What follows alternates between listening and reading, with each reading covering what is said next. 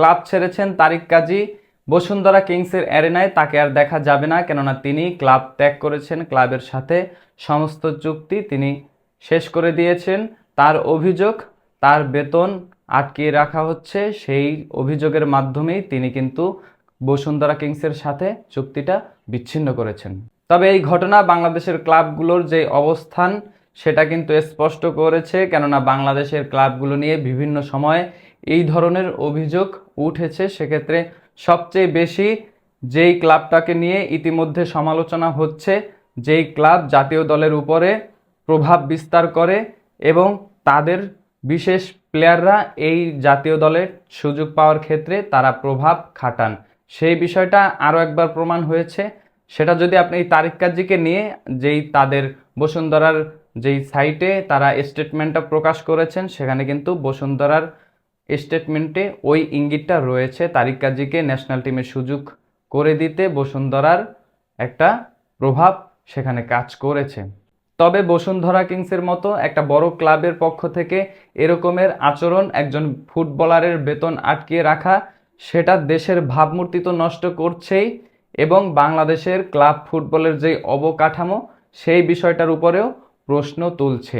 সেক্ষেত্রে তারিক কাজীকে বাংলাদেশের আর কোনো ক্লাবে দেখা যাবে না। তিনি ফিনল্যান্ডের কোনো একটা ক্লাবে হয়তোবা যাবেন অথবা ইউরোপের কোনো একটা ক্লাবে তিনি পাড়ি জমাবেন এবং বাংলাদেশকে বিদায় জানাবেন।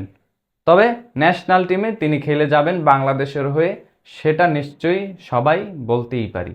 তবে ব্যক্তিগতভাবে তারিক কাজীর এই সিদ্ধান্তটাকে আমি স্যালুট জানাই, কেননা বাংলাদেশের ক্লাব ফুটবলের যেই অবকাঠামো সেটা নিয়ে কিন্তু প্রশ্নের অনেক জায়গা রয়েছে। সেক্ষেত্রে ফুটবলাররা যদি ইউরোপে পাড়ি জমাতে পারেন, সেটা বাংলাদেশ ফুটবলেরই কিন্তু ভবিষ্যতের ক্ষেত্রে লাভের।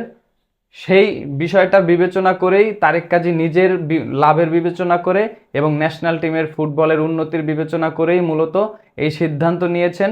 সেক্ষেত্রে তাকে হয়তোবা দেখা যাবে ফিনল্যান্ডের কোনো একটা ক্লাবে অথবা ইউরোপে তিনি পাড়ি জমাবেন, সেটা ইতিমধ্যেই তিনি স্পষ্ট করেছেন। তবে বসুন্ধরার সাথে তিনি থাকছেন না, সেই বিষয়টা নিশ্চিন্ত।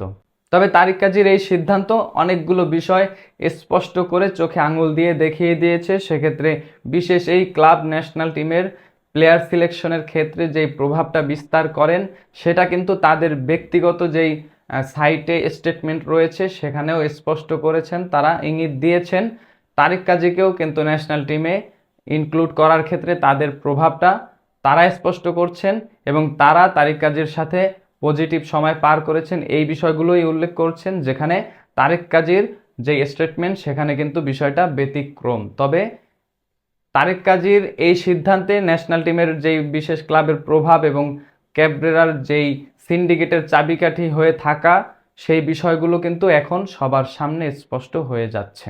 তবে আর একটা বিষয় উল্লেখ করা যায়, যেখানে তারিক কাজী এই সিদ্ধান্ত নিয়েছেন বসুন্ধরা কিংস ছাড়ার, সেখানে কিউবা মিচেল এই বসুন্ধরা কিংসে মাত্র কয়েকদিন আগেই যুক্ত হয়েছেন।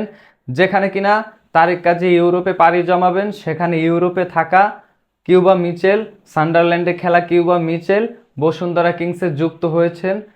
তার আসলে কোন বিষয়টা মাথায় কাজ করেছে, নাকি তাকে প্রভাবিত করা হয়েছে বসুন্ধরা কিংসে খেলার জন্য, যে ন্যাশনাল টিমে হয়তোবা তাকে একটা কনফার্মেশন দেওয়া হয়েছে ন্যাশনাল টিমে তিনি লম্বা সময় খেলতে পারবেন তিনি যদি এই ক্লাবে পাড়ি জমান, সেই বিষয়টাও অনেকেই কথা বলছেন।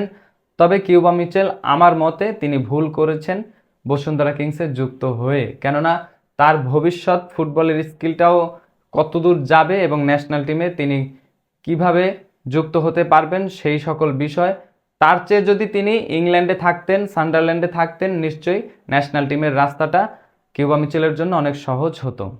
তবে তারেক কাজীর এই বিষয়ে বাফুফের এখন পর্যন্ত কোনো স্টেটমেন্ট পাওয়া যায়নি।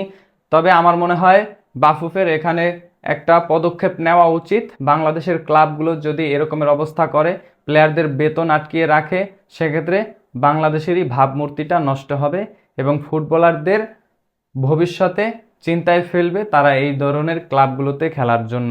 তবে আপনার কি মনে হয় তারেক কাজীর এই সিদ্ধান্তকে আপনি কিভাবে নিচ্ছেন, এবং কিউবা মিচেল ইতিমধ্যেই বসুন্ধরা কিংসে যুক্ত হয়েছেন, তার সিদ্ধান্তটাও কি ভুল হয়েছে কিনা কমেন্ট বক্সে আপনার মূল্যবান মতামত জানাবেন।